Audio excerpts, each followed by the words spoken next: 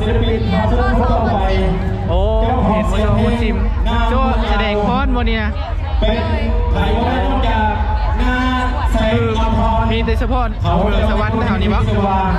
สวรรค์เมืองสวรรค์แถวนี้บ่หรือว่าสร้างเมืองต้อนรับอีกครั้งจ้าโอ้มันเกิดมีหลายโรงเรียนอยู่ในสวรรค์นี้โอ้ยังเฮิงบ่เชื่อว่าไปแสดงนี่ยังเฮิงบ่ยังบ่ชื่อคิวนุ่นคือนุ่นอยู่โรงเรียนเหรอมสวุฒิซิมคือเดียวคือกลุ่มเดียวเนาะโอ้แสดงคนละแบบเดียวกันโอ้เอาไปพอดบ่โอ้ยังเฮิงบ่สิออกไปนี่โอ้อันว่าแต่โรงเรียนได้นี่นะมสวุฒิซิมคือมานำเดียวบ่ซื้อเนี่ยได้นี่นะเบียร์ฮะเบียร์ซื้อเบียร์โอ้พูดนะเด้คนละทีมบ่ได้ล่ะซื้อเนี่ยได้ฮะให้กีฬาอย่าออกกันมือเห็นมอเลยแหละมอเจ็ดปีนี้ปะคุณอะเดชะ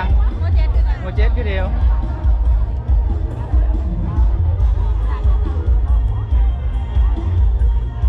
มาแสดงกู้ปีปะถ้าก็มาปีนี้แต่ละปีก็มาโอ้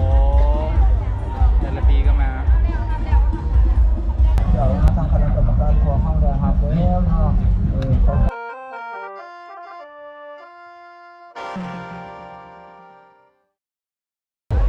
สบายดีทุกคนยินดีต้อนรับสู่ซ่องใจแท้วันนี้ก็ได้มีโอกาสมาบุญนมัสการพระธาตุอิงหักทุกคนอยู่แขวงสวรรณเขตตอนนี้งานกำลังเริ่มเลยทุกคนอยู่ทางไหนคือจะมีการเปิดงานแล้วก็พอดทุกคนคือลายชนเผ่าแล้วก็ลายมือเลยทุกคนอยู่ในเขตสวรรณเขตก็จะมาวางแสดงแล้วก็มาพอดเห็นศิลปะแต่ละชนเผ่าทุกคนเดี๋ยวเราไปเบิ่งเลยอยู่ในงานอันนี้คืองานอยู่ทางในนี่เจ้ากำลังเกมที่ออกมาแสดงเฉพาะอยู่ตรงไหน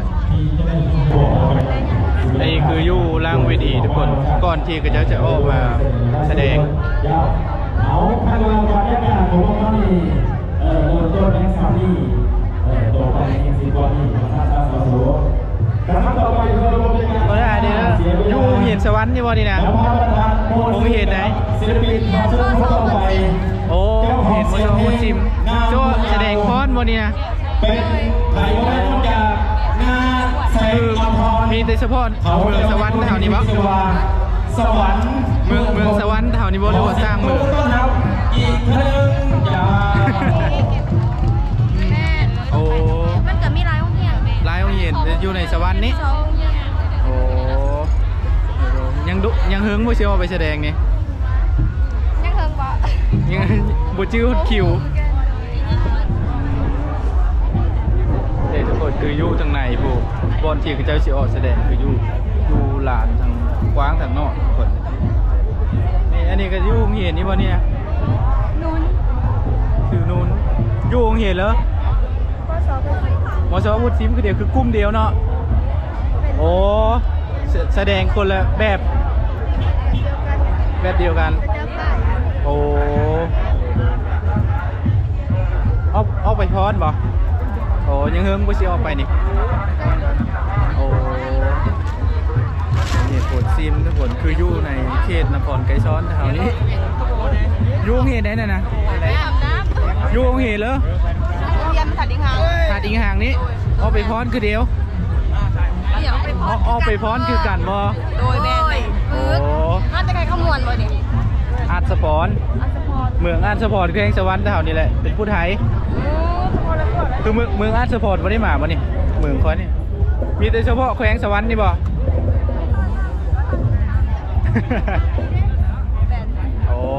อ้กินข้าวก่อนบ่เชียวไปพอดนี่นะยังไม่ได้กินข้าวเย็นบ่นี่ไม่ได้กินอยู่โอ้เด็ดๆทุกคนถ่ายรูปด้วยทุกคน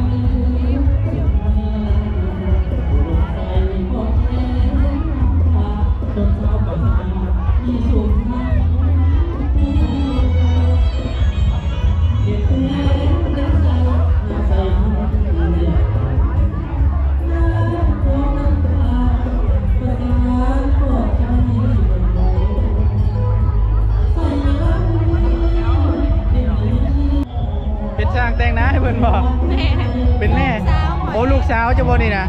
โอ้อยู่สวรรค์นี่เนาะเพิ่นสิมาประกวดพอดบ่ คนสิจับป้ายคนซิมเด็กคนเฮียอยู่ โอ้ คนซิม เป็นผู้จับไป คนบ้านอยู่รัก12แน่ โอ้โดยตัวนี้เป็นโรงเรียนได้อทุกคนโอ้อันนี้เป็นโรงเรียนได้นี่นะเพราะเป็นทีมงานได้นี่ที่ออกไปแสดงคุณปะโอ้นี่คือทุกคนมีรายทีมงานที่กระเจ้ากำลังจะออกมาแสดงคืออันนี้เป็นทีมงานกองแพงเมืองสวรรค์ที่ออกไปแสดงที่ในงานคือลักๆเลยคือกระเจ้าบอกเข้าใจภาษาคอยทุกคนคอยว่าภาษาผู้ไทยกระเจ้าก็เลยงงเข้าใจปานใดอันมาแต่โฮงเฮียนได้นี่นะมอเจ้าบนซิปคือมานำเดียววะซื้อเนี่ยได้นี่นะ เบียร์ ฮะ เบียร์ ซื้อเบียร์โอ้พูดนะเด้คนละทีมมั้งเลยนะซื้อเนี่ยได้ฮะ ให้กี่ได้ก็ออกไปมือนะออกให้ใครกี่ได้นะครับ กระเจ้าอายทุกคนอีกจักน้อยก็ออกไปโซ่ทุกคนเนื่องจากว่าน่าจะเป็นคิวชุดท้ายที่กระเจ้าได้ออกเพราะว่าออกเป็นคิวแต่เราคงเห็นกระเจ้าสิออกมาโซ่แสดงพอดทุกคนแล้วก็คือนุ่งสุดสุดลาวแพรพี่เองคือเป็นสุดลาวอีกจักน้อยกระเจ้าก็น่าจะออกไปแต่ออกคิวชุดท้ายทุกคนเพิ่นถือคิวชุดท้ายแล้ว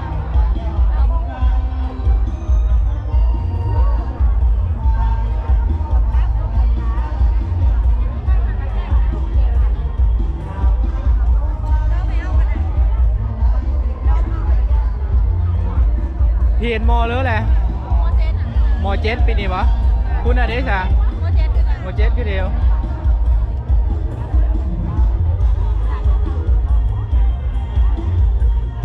มาแสดงกู้ปีปะถ้าก็มาปีนี้โอ้แต่ละปีก็มา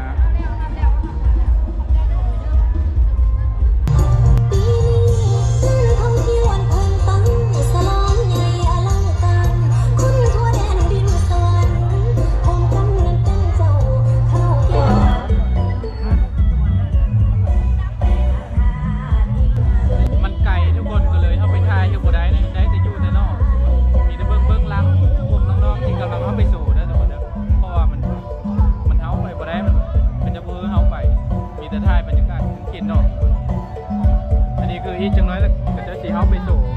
ตามคิวเด้อทุกคนเด้อ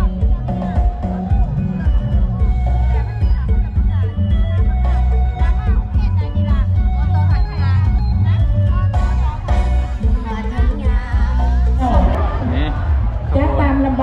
ดับของขบวนทวิตออกไปเลยทุกคนคือเป็นน้องๆเยาวช ข น บวนก็เป็นยิงบรรทัดยิงหักแปลงสวรรค์ดาวนี่ของโรงเรียนมอต้นทัดยิงหักขบวนก่อนจากเมืองไซบุรีและจากเมืองจำพรเมืองสิงห์ทอง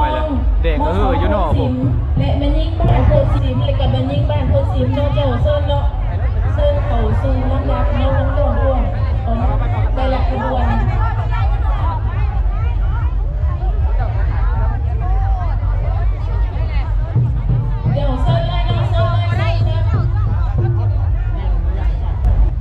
ในโอกาสนี้ขอแสดงความยินดีต้อนรับประธาน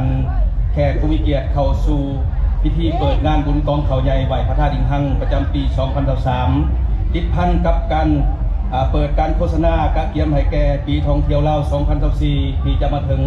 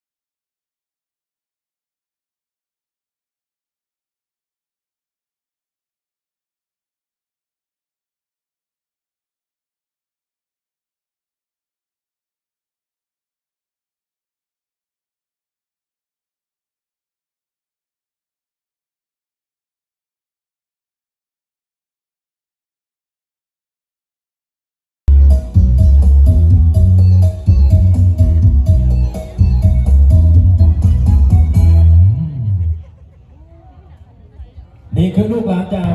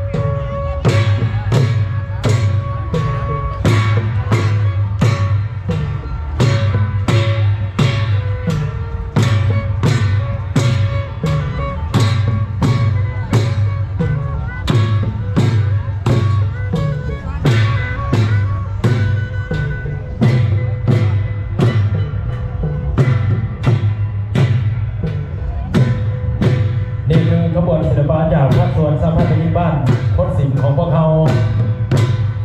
ซึ่งเป็น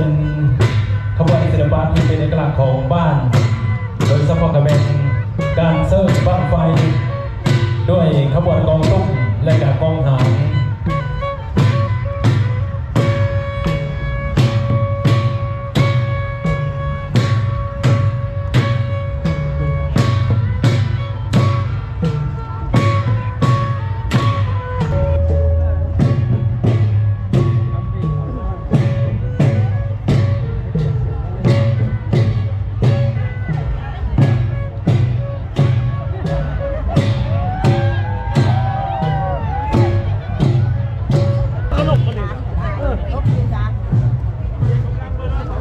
พอแล้วเหรอบนนี่นะ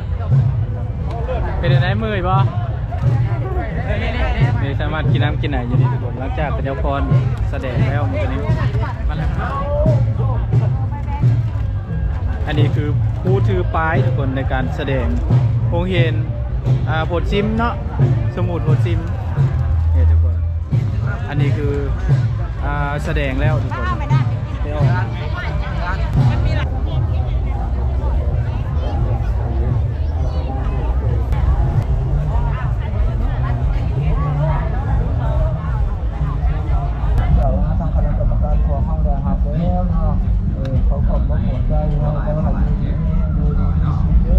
สีเนาะกรมศิลาของครอบครัวเป็นจังหวัดกรุงศรีทองมาจังหวัดที่เหนือเศร้าพันกี่ครับแต่ก็เรื่องของคำมาจากจังหวัดสว่าง เอาทุกคนตอนนี้ก็ได้ออกมาจากงานเลยแล้วก็ชีกับทุกคนนะคือว่าคนนี่ก็ลายเลยทุกคนเฉพาะแต่โตเมืองไกซอนนี่ก็ลายคือน้องๆนั่งเหียนเยาวชนกับพระเดียวพรนะ